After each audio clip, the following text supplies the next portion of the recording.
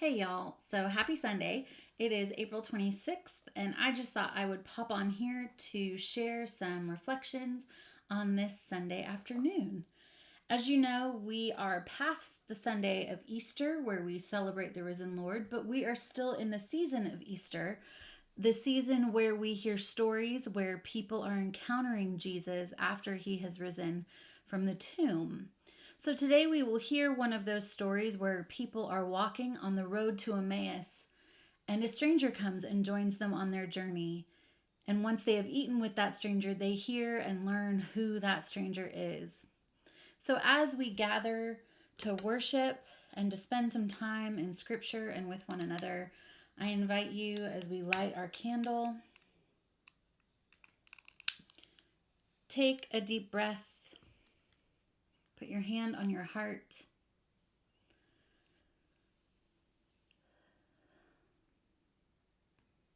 And as the light grows, take another deep breath.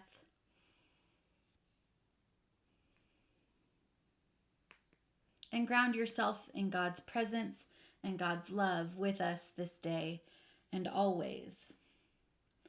Before I read the story for today, I wanted to share with you a poem, a reflection that I actually heard this morning as I listened to the worship of my home church in California Valley Presbyterian.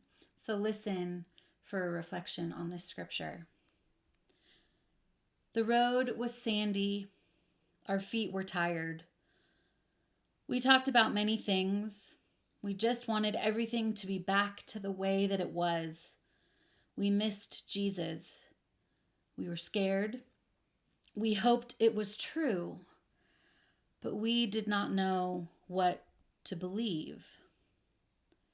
We did not notice the face of the one who walked beside us, but our hearts burned, and we saw the face of love.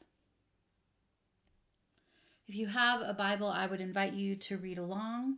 I'll be reading from the Gospel of Luke, chapter 24, verses 13 through 35. Before I start reading, I want to give a little context. The story right before this is the story where the women, specifically Mary, encounter the empty tomb, and they do not know where Jesus is or where his body has gone. And they turn, and there is a man standing there who calls Mary by name, and she recognizes that it is the risen Lord. So on this day, with this story, we are joining another set of disciples who have heard rumor that Jesus is back, who wonder if the words might be true, if the impossible is possible, and they wonder if their beloved, Jesus, might be back among them. So listen for this word. On that same day, 2 disciples were traveling to a village called Emmaus, about 7 miles from Jerusalem. They were talking to one another about everything that had happened. While they were discussing these things, Jesus himself arrived and joined them on the journey. They were prevented from recognizing him. He said to them, "What are you talking about as you walk along?" They stopped, their faces downcast.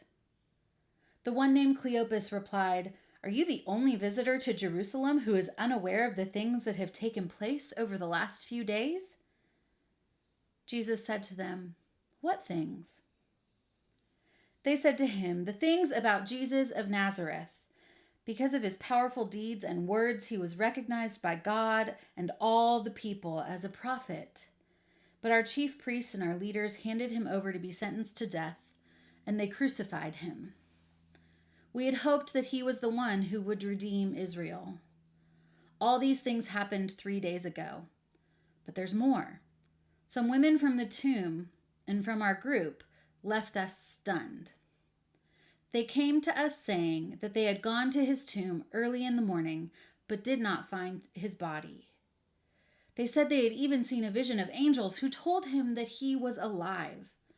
Some of those who were with us went to the tomb and found things just as the woman said, but they didn't see him." Then Jesus said to them, "You foolish people, your dull minds keep you from believing all that the prophets talked about. Wasn't it necessary for the Christ to suffer these things and then to enter into his glory?" Then he interpreted for them all the things written about himself in all the scriptures, starting with Moses and going through all of the prophets. When they came to Emmaus, he acted as if he was going on ahead. But they urged the stranger, saying, "Stay with us. It's nearly evening, and the day is almost over." So he went in to stay with them. After he took his seat at the table with them, he took the bread, blessed it, and broke it, and gave it to each one of them. Their eyes were open, and they recognized him, but he disappeared from their sight. They said to one another, "Weren't our hearts on fire when he spoke to us along the road and when he explained the scriptures for us?" They got up right then and returned to Jerusalem. They found the 11 and their companions gathered together. They were saying to each other, "The Lord really has risen." He appeared to Simon. Then the 2 disciples described what had happened along the road and how Jesus was made known to them as he broke bread.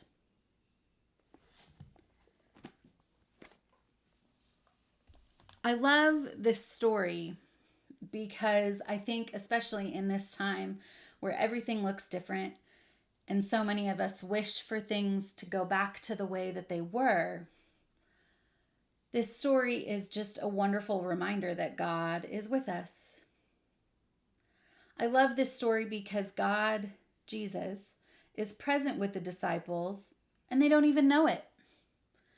So I don't know about you, but prior to all of this pandemic, prior to things being different than they've always been, I often found myself hurried and running around from one thing to the next, busy and not always present. And one of the gifts that I have experienced in this time of what feels like separation and staying safe at home, I have discovered that I have been able to be more present, not only with people and my wife. Well, and when I say people, I mean people on Zoom calls or people on the phone, people over Facebook Messenger. I have found a renewal in relationships that perhaps have gone untended to because we have all been too busy running around. And I wonder what it must have felt like for those disciples in the early days after Jesus had died and after Jesus had disappeared from the tomb. I wonder what it must have felt like to be a follower of Jesus, one who loved him and hoped so dearly that they would be able to see the risen Lord just one more time. If any of you have lost people like I have, I often wonder what I would say to people if they were back. I wonder what I would say if I had just one more chance to talk with someone or to sit with someone for a few moments more. And I wonder what it must have been like to be those disciples who meet someone along their way, walking on a journey that was relatively normal. As they walked, they were probably talking among themselves saying, "Wow, what if this is true? What if Jesus is in fact risen from the dead? And if all of our hopes and dreams of redemption and salvation are possible? What if the scriptures have been true?" And so to meet this person who asked, "Well, what in the world are y'all talking about?" I wonder if they felt a sense of resentment or indignation about someone who had not paid attention. And I wonder sometimes if that's how we might have felt before all of this. If we might have felt a sense of indignation or resentment for the ways that we didn't have time, or for anyone who bothered to question what we were doing or how we were doing it as we went from day to day. And in this time, as we sit and are settled differently, I wonder if we might find ourselves feeling like the disciples did that day, inviting someone in, inviting someone to a table, and finding that Jesus had been with them all along. I wonder what keeps us from experiencing Jesus in the day to day, and what this new time, this time to shelter in the safety of our homes and to engage with each other differently. I wonder what opportunity there is there to experience Jesus anew and to experience Jesus in one another. I know that after reading this story today, as Kelly and I sit down to eat dinner, I'm probably going to be a little more intentional, hoping to spend some time not only inviting Christ to be with us, but relearning and re-seeing, re-experiencing the divine in each other.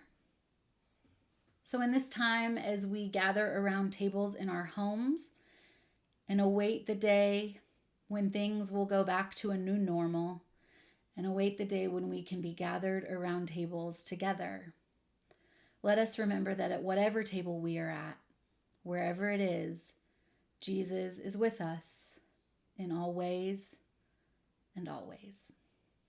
You are loved. Happy Sunday, and blessings as you eat together today.